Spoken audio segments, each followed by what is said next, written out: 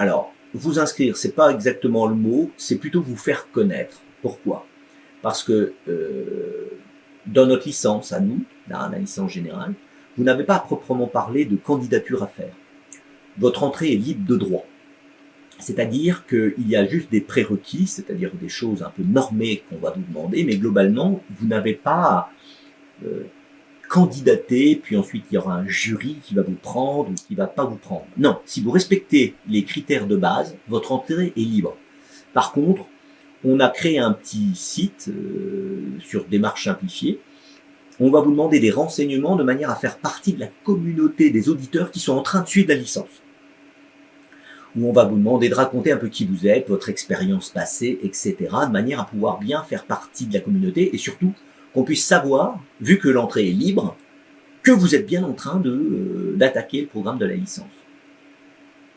Alors évidemment, c'est quoi les prérequis? Eh bien, le premier prérequis, il nous faut un bac+2.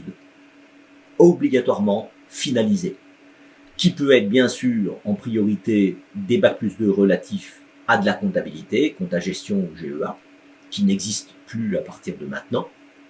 Mais tous ceux qui l'auront déjà obtenu pourront rentrer dans notre licence.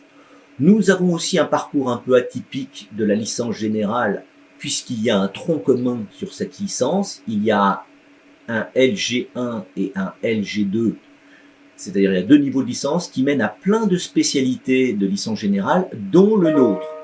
Ce qui veut dire que ce tronc commun, il n'est pas compta par essence, ou pas que compta, contrairement à un BTS-CGO, à un DUT, mais il permet quand même de suivre notre diplôme. Donc vous pouvez aussi passer la LG1 et LG1, LG2.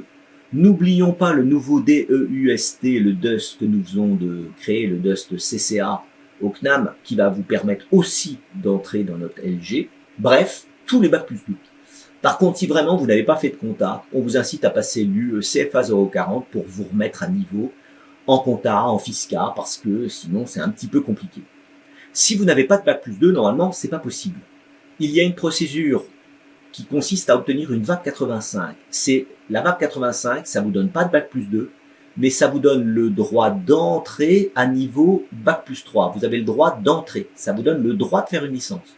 C'est par votre expérience professionnelle que ça peut s'obtenir, ou certains diplômes qui ne valident pas un bac+2, mais qui, avec l'expérience pro, permettent d'entrer en bac+3. Attention, ça ne donne pas de bac+2, ça donne un droit d'entrée.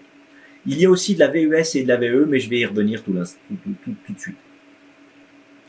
Donc, n'attendez pas qu'on vous fournisse de dossier d'admission, il n'y en a pas. Il faut juste remplir le formulaire et être sûr que vous avez la totalité. Vous avez des papiers en règle, vous avez un bac+2, et tous les petits papiers administratifs en règle générale. Mais si vous êtes capable de prouver tout ça, il n'y a aucun problème.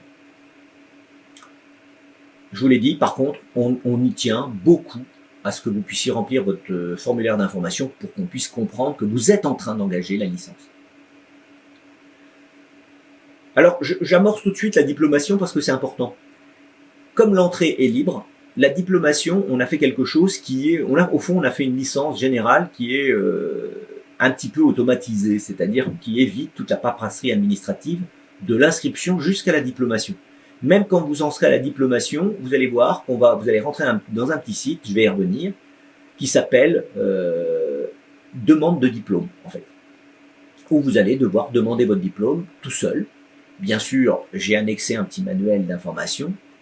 Et il y a quelque chose d'important, on va vous demander de mettre votre profil dans cette demande de diplôme pour vous faire connaître. Il y a un endroit, on va vous demander le centre de CNAM auquel vous voulez être attaché. Ça, c'est primordial. C'est primordial, pourquoi? Je viens de le grossir, là. Il va y avoir un petit menu déroulant où il y a tous les centres du CNAM.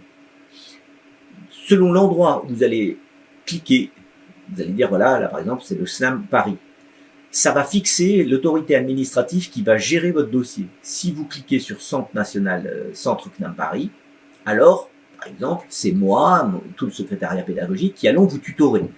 Le mémoire, les questions diverses que vous vous posez, etc. Si vous mettez d'autres centres régionaux, Lille, Nantes, etc., n'oubliez pas que vous ne serez plus jamais tutoré par Paris. C'est-à-dire que tout votre profil, tout ce que vous allez mettre sur ce site de demande de diplôme sera affecté dans le centre régional que vous aurez cliquez ici. C'est-à-dire que le mémoire, l'expérience, les questions diverses seront à traiter dans le centre que vous aurez indiqué. Il n'y a que s'il y a Paris ici, par exemple, ça sera nous, mon centre, le secrétariat PEDA, moi, qui allons gérer votre parcours. D'accord? Et ça, c'est très important de le savoir maintenant pour éviter tout les quiproquos de vous pensez que c'est moi et en fin de compte, je m'aperçois que sur mon portail, parce que quand vous vous enregistrez ici, vous apparaissez sur un portail, eh bien, je ne vous trouve pas. C'est normal, ça dépendra de là où vous avez mis l'enregistrement. Et ça, c'est très important de le savoir tout de suite.